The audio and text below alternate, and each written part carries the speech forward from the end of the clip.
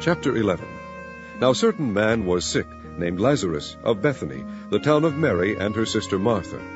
It was that Mary which anointed the Lord with ointment, and wiped his feet with her hair, whose brother Lazarus was sick. Therefore his sisters sent unto him, saying, Lord, behold, he whom thou lovest is sick. When Jesus heard that, he said, This sickness is not unto death, but for the glory of God, that the Son of God might be glorified thereby. Now Jesus loved Martha, and her sister, and Lazarus.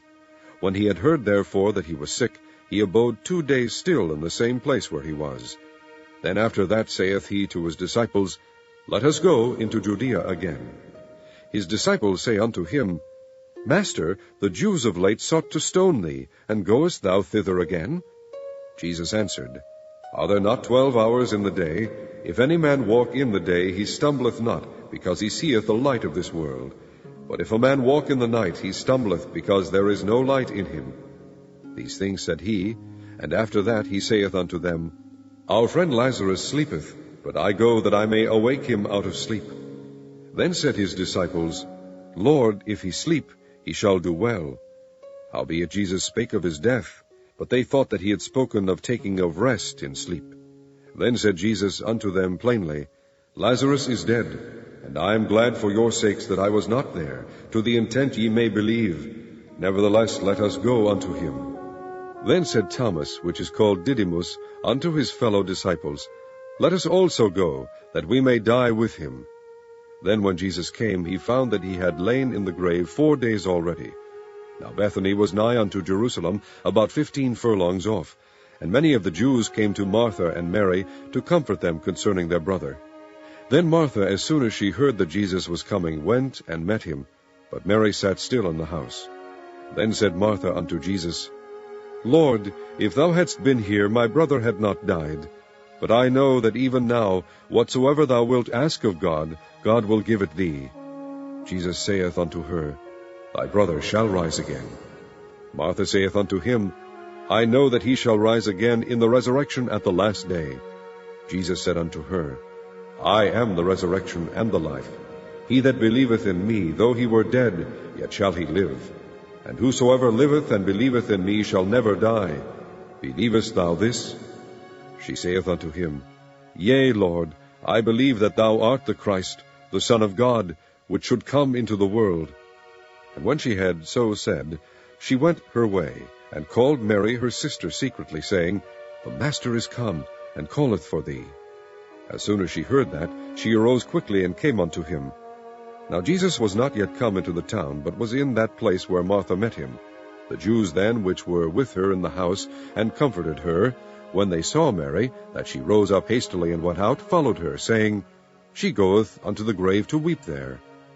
Then when Mary was come where Jesus was, and saw him, she fell down at his feet, saying unto him, Lord, if thou hadst been here, my brother had not died. When Jesus therefore saw her weeping, and the Jews also weeping which came with her, he groaned in the spirit, and was troubled, and said, Where have ye laid him? They said unto him, Lord, come and see. Jesus wept. Then said the Jews, Behold how he loved him. And some of them said, Could not this man which opened the eyes of the blind have caused that even this man should not have died? Jesus therefore, again groaning in himself, cometh to the grave. It was a cave, and a stone lay upon it. Jesus said, Take ye away the stone. Martha, the sister of him that was dead, saith unto him, Lord, by this time he stinketh, for he hath been dead 4 days. Jesus saith unto her, Said I not unto thee, that if thou wouldest believe, thou shouldest see the glory of God? Then they took away the stone from the place where the dead was laid.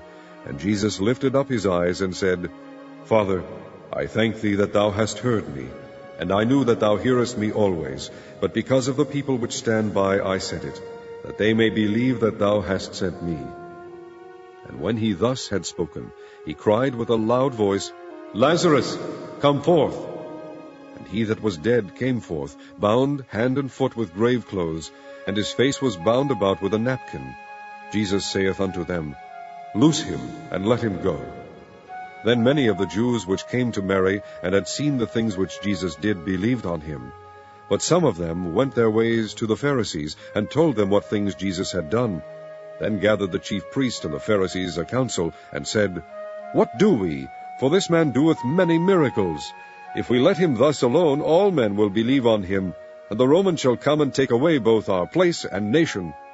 And one of them, named Caiaphas, being the high priest that same year, said unto them, Ye know nothing at all, nor consider that it is expedient for us that one man should die for the people, and that the whole nation perish not.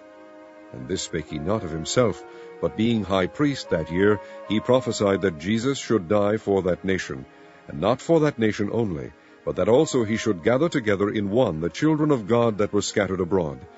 Then from that day forth they took counsel together for to put him to death.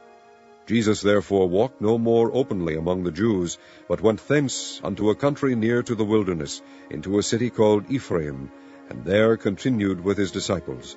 And the Jews' Passover was nigh at hand.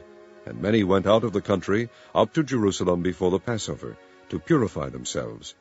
Then sought they for Jesus, and spake among themselves, as they stood in the temple, What think ye, that he will not come to the feast?